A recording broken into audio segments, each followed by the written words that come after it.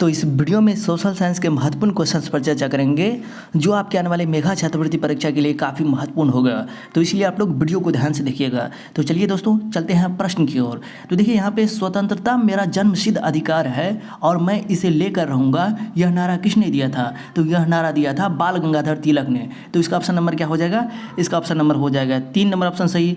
इसके बाद देखिए महात्मा गांधी ने कौन सा नारा दिया था? तो करो या मरो का नारा दिया था। इसके बाद सुभाष चंद्र बोस ने कौन सा नारा दिया था? तो तुम मुझे खून दो मैं तुम्हें आज़ादी दूंगा, ये नारा दिया था सुभाष चंद्र बोस ने। समझ गए ना? तो इन सारे क्वेश्चंस को भी आप लोग याद करते जाइएगा।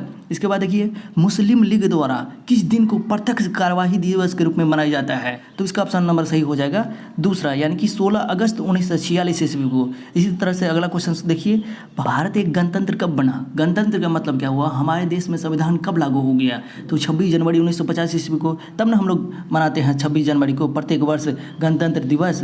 इसके बाद देखिए हरियाणा राज्य अस्तित्व में कब आया? तो हरियाणा राज्य अस्तित्व में आया था 1966 ईस्वी में। तो इसका ऑप्शन नंबर हो जाएगा पहला। इस तरह से आप लोग सारे क्वेश्चंस को याद करते जाइए। इसके बाद देखिए भारत में लेप्सो के सिद्धांत का प्रतिपादन किसने किया था?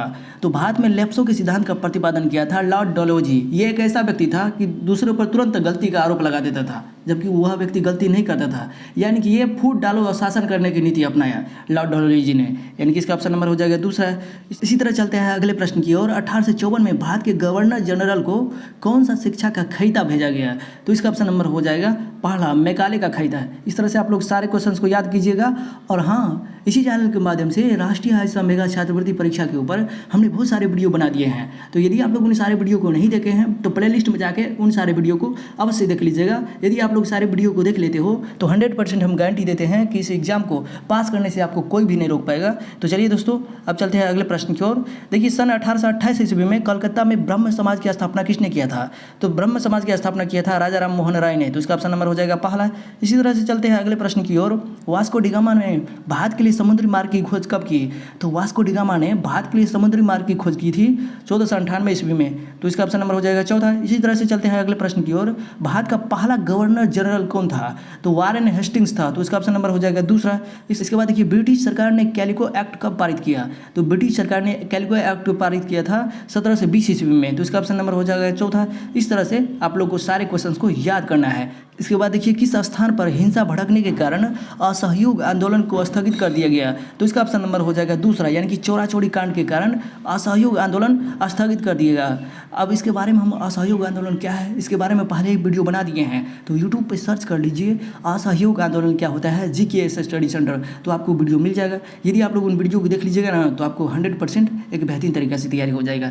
सती प्रथा को गैर कानूनी कब घोषित किया गया? तो इसका ऑप्शन नंबर हो जाएगा तीसरा, यानी कि 1829 ईस्वी में। इस तरह से आप लोग सारे क्वेश्चंस को याद करना है। इसके बाद देखिए आप लोगों को भारत के साथ किस देश की सीमा सबसे लंबी है? तो इसका ऑप्शन नंबर हो जाएगा पहला, यानी कि बांग्लादेश की सीमा भारत के साथ सबसे लंबी है। इसके बाद देखिए भारत का सबसे पुराना तेल क्षेत्र कौन है? तो असम के डिगबोई है भारत का सबसे पुराना तेल क्षेत्र। तो इसका ऑप्शन नंबर हो जाएगा तीसरा। इस तरह से देखिए जवाहरलाल नेहरू बंदरगाह जो सबसे बड़ा कंटेनर पोर्ट भारत का है उसे हम निम्न में किसी एक नाम से पुकारते हैं, तो वह नाम है नहवा सेवा। तो इसका ऑप्शन नंबर हो जाएगा दूसरा।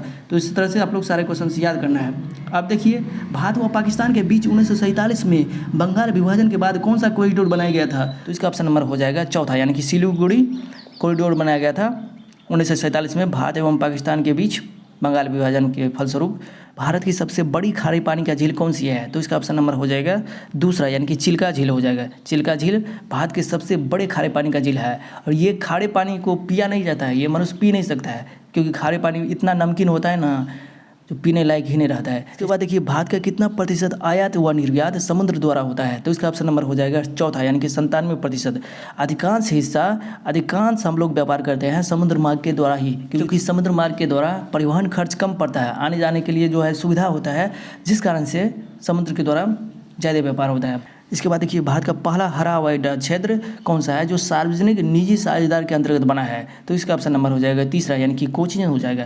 तो इस तरह से आप लोग सारे क्वेश्चंस को एक बेहतरीन तरीके से याद कर लीजिएगा। और हाँ, वीडियो को अंत करने से पहले हम आपको एक सुझाव देना चाहते हैं। यदि आप लोग असहयोग आंदोलन क्या होता है, रॉयलेट एक्ट क्या होता है, इन सब के बारे में जानकारी नहीं है आपको, तो जा करके आज ही यूट्यूब पे सर्च कर लीजिए असहयोग आंदोलन क्या है, राजनीतिक दल किसे कहते हैं, रॉलेट एक्ट क्या होता है, ये आपके सिलेबस में है। इस तरह से सर्च कीजिएगा। असहयोग आंदोलन क्या है, GKS स्टडी सेंटर, तो आपको वीडियो मिल जाएगा। वहाँ पे जो है ऊपर में हम लिखे हैं क्लास 10वीं के लिए, लेकिन वह क्लास 10वीं का तो है, लेकिन आपके सिलेबस में पूर्ण रूप से है। तो हम सजेस्ट करेंगे आप लोग जरूर उस वीडियो को देखिएगा, आपको बहुत ही फ़ायदा मिलेगा। उनसे 2 या 3 क्वेश्चन जरूर पूछे जाते हैं, हमेशा पूछे जाएंगे। इसलिए मैं आप लोगों को रिकमेंड कर रहा हूँ कि आप लोग उन सारे वीडियो को ज़रूर सर्च करके देख लीजिएगा, आपको बहुत ही बेनिफिट्स मिलेगा। कितना विद्यार्थी कहेगा सर जी ये तो ऊपर में लिखा है 10वीं वाला का, तो 10वीं वाला न देखेगा, हम काहे देखेंगे। अरे ये हकीकत में नहीं है, हकीकत में सिर्फ आपके लिए बनाए हैं, लेकिन क्लास 10th में 2 या 3 अंक में पूछा जाता है ना, तो ऐसा करके बना दिया है ताकि क्लास 10th का भी बच्चा देख ले, इंटर का भी बच्चा देख ले। लेकिन वो हकीकत में आपका वीडियो है, आपके लिए ही बनाई थी वो वीडियो, समझ गए ना। तो इसलिए आप लोग सारे क्वेश्चंस को, जितने भी हिस्ट्री का क्वेश्चंस होगा ना, प्लेलिस्ट में जाकर के सारे वीडियो को देख लीजिएगा। पढ़ाई थोड़ी है किसी को बर्बाद करता है। कितना विद्यार्थी कहेगा सर जी इतना वीडियो देखना पड़ेगा, तो उतना वीडियो देख लीजिएगा, तो आपसे तेज़ कोई बन पाएगा कभी भी ज़िंदगी में। इसलिए बोलते हैं आप लोग सारे वीडियो को देख लीजिएगा प्लेलिस्ट में जा करके। अगर देख लेते हो ना तो यकीनन हम पे भरोसा कीजिए ना, आपसे ज़्यादा अंक लाने वाला धरती पर कोई नहीं लगेगा। आपका 10th में भी सबसे अच्छा अंक आ जाएगा और 8th में तो आ ही जाएगा। तो जितने भी वीडियो हम बना रहे हैं सोशल साइंस के ऊपर, वहाँ पे लिख दिए हैं प्लेलिस्ट में सोशल साइंस 10th, लेकिन हकीकत में वो सब वीडियो आप ही लोग के लिए है, क्लास 8th के लिए है। आपके सिलेबस में हिस्ट्री में, पॉलिटिकल साइंस में ये सारे सब क्वेश्चन सब है जो हम करा दिए हैं क्लास 10th वाले बच्चों के लिए।